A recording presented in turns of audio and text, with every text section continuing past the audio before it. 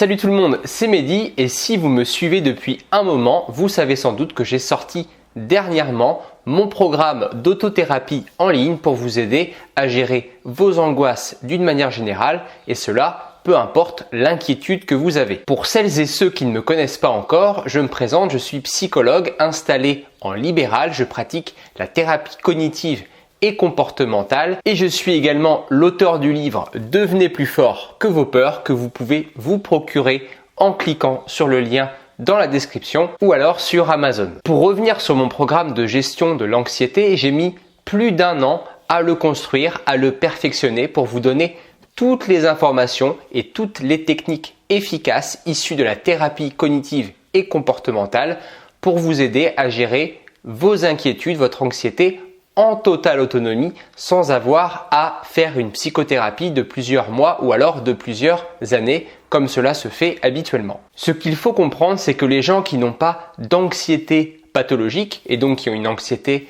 normale, ce sont des personnes qui ont une manière de penser, une manière d'agir qui leur permet de ne pas paniquer dans certaines situations alors que d'autres personnes s'alarmeraient assez facilement. Et c'est justement cette manière de penser et d'agir que je vous transmets dans mon programme d'autothérapie en ligne pour vous aider à gérer l'anxiété. Et c'est justement cette manière de penser et d'agir que je vous délivre dans mon programme de plus de 3 heures de vidéos, de contenu avec des fiches résumées et des exercices pratiques. Et pour faire preuve de transparence, j'ai décidé de vous offrir l'un des chapitres qui parle de la véritable utilité de s'inquiéter. C'est l'un des points qu'ignorent la plupart des personnes qui ont justement une angoisse pathologique. Alors je vous conseille d'être particulièrement attentif à ce qui va suivre. Bon visionnage.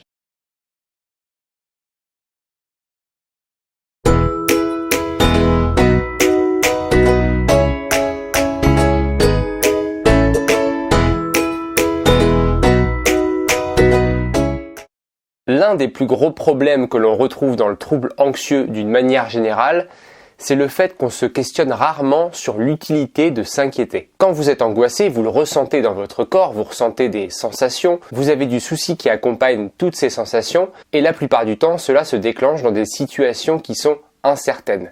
Donc retenez que dès qu'il y a incertitude, il y a la plupart du temps angoisse. Une expérience a d'ailleurs été menée sur les singes pour prouver que l'incertitude est reliée à l'angoisse. Dans cette expérience, les chercheurs ont montré à des singes de laboratoire des figures géométriques. Ils leur ont présenté un carré, un rond et un triangle. Lorsque les singes voyaient le carré, ils subissaient un souffle léger dans l'œil. Et lorsque les singes voyaient un triangle, d'une manière aléatoire, ils recevaient ou non un souffle d'air dans l'œil. Les chercheurs ont accroché des électrodes sur les singes afin de mesurer leur niveau d'angoisse en fonction de la figure géométrique qu'ils voyaient. Et l'anxiété la plus importante a été mesurée lorsque c'était un triangle qui leur était présenté puisqu'il y avait incertitude. Dans un cas, il y avait le souffle d'air qu'ils recevaient dans les yeux et puis dans les autres cas, il n'y avait pas de souffle d'air, ce qui créait en eux une incertitude et donc une angoisse. La question que l'on peut se poser est la suivante. Est-il toujours nécessaire, est-il toujours utile de se faire du souci, de s'inquiéter lorsque la situation à laquelle vous êtes confronté est incertaine? Eh bien, la réponse est non. Dans certaines situations, ça va être nécessaire et puis dans d'autres situations, ça sera futile et même à l'inverse, contre-productif. Pour que vous puissiez mieux comprendre dans quelle situation il est utile et nécessaire de s'inquiéter, on va dans un premier temps démystifier toutes les croyances exagérées, irrationnelles à propos de l'utilité de s'inquiéter pour que vous laissiez tomber ces croyances qui malheureusement vous desservent. La première croyance irrationnelle, c'est le fait de penser que votre angoisse vous sert à résoudre des problèmes. Premièrement, retenez que lorsque vous êtes angoissé, eh bien, cela limite considérablement votre capacité à raisonner et donc à résoudre des problèmes. Par ailleurs, certains problèmes n'ont pas de solution pour être résolus. C'est par exemple le cas de la mort. On ne peut pas éviter la mort, on ne peut pas l'empêcher. Malheureusement, elle est universelle et elle finira toujours par se produire. Et enfin, il y a des problèmes qui sont très peu probables, comme par exemple le fait de se retrouver ruiné et à la rue. Donc vous perdez votre énergie à réfléchir, à anticiper des problèmes qui n'arriveront sans doute jamais. Je vous vois venir, vous allez me dire que il y a quand même une petite probabilité que ça arrive, donc vous pourriez avoir raison de vous inquiéter. Si vous avez ce mode de raisonnement, alors dorénavant vous allez devoir vous inquiéter de toutes les faibles probabilités et à ce moment-là, je vous le garantis, vous allez passer chaque minute de votre temps à vous inquiéter. Retenez donc que c'est le calme qui va vous permettre de résoudre les problèmes plus efficacement parce que l'anxiété va détériorer votre capacité à raisonner et en plus de ça, elle ne sert pas à grand chose lorsque les problèmes sont peu probables et lorsque vous ne pouvez pas agir pour trouver une solution ou pour résoudre le problème. Deuxième croyance irrationnelle, l'angoisse me permet de me préparer aux événements désagréables et de ne pas être déçu lorsqu'ils arrivent. Je sais que cette croyance est la plupart du temps partagée par toutes les personnes anxieuses et pourtant elle n'est pas d'une très grande utilité puisque l'anxiété vous sert simplement à limiter l'effet de surprise, mais malheureusement le prix que vous payez, c'est le fait d'angoisser pendant une période prolongée jusqu'à temps que l'événement arrive. En règle générale, vous reconnaîtrez que même si vous vous êtes fait du souci par rapport à l'événement, lorsque la mauvaise nouvelle tombe, eh bien cela ne vous empêche pas véritablement d'être déçu ou triste. Par ailleurs, ce n'est pas l'anticipation de la catastrophe ou de l'échec qui vous empêchera d'être déçu, c'est le fait de travailler sur votre interprétation et de modifier vos croyances. Rappelez-vous, c'est ce qu'on a dit dans le schéma ABC qui dit que c'est bien la croyance et non la situation qui est à l'origine de la souffrance. Troisième croyance qui revient souvent, ça me permet de faire en sorte que les problèmes n'arrivent pas. Il y a certaines personnes, et c'est peut-être votre cas, qui s'inquiètent tellement tout le temps et pour tout, qui croient que si elles ne s'inquiètent plus, alors un drame arrivera à ce moment-là. Au fond, c'est un peu comme si leurs pensées empêchaient les événements nuisibles, désagréables d'arriver. Alors je vais être très clair et retenez bien cette chose.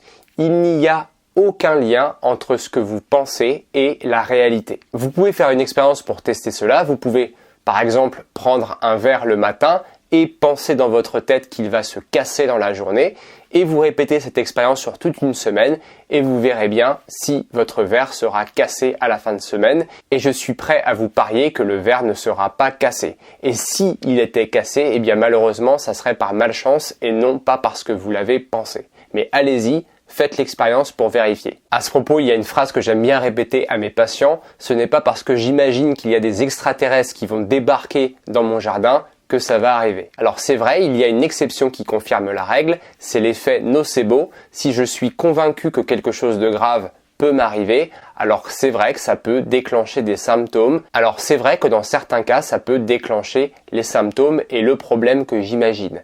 Mais dans tous les cas, l'effet nocebo ne remet pas en cause le fait que s'inquiéter permet d'empêcher que des événements négatifs se produisent dans la vraie vie. À l'inverse, s'imaginer des choses négatives, ça peut justement avoir l'effet inverse, à savoir déclencher en vous des problèmes de santé la plupart du temps. Mais en tout cas, ça n'empêche pas des événements externes d'arriver. Quatrième pensée irrationnelle, mon souci me permet de montrer aux autres que je m'intéresse à eux et que je les aime et ça me permet d'éviter de me sentir coupable. Concernant l'amour et l'intérêt que vous pourriez montrer à une personne en vous faisant du souci, sachez que votre angoisse et votre souci la plupart du temps repoussent les autres et en plus de ça, c'est l'une des causes principales de séparation dans les couples. Autre point, ça arrive très souvent que l'entourage pousse une personne anxieuse à consulter un psychologue, ce qui montre bien que ce n'est pas la chose qu'elle préfère le plus au monde. Pour montrer à votre entourage que vous les aimez, il y a beaucoup plus simple et beaucoup plus sain surtout. Vous pouvez par exemple leur dire des mots d'amour, leur faire des compliments, leur faire des câlins, leur offrir des cadeaux, passer des moments de qualité avec eux, leur rendre des services et le souci est loin d'être la meilleure façon de leur prouver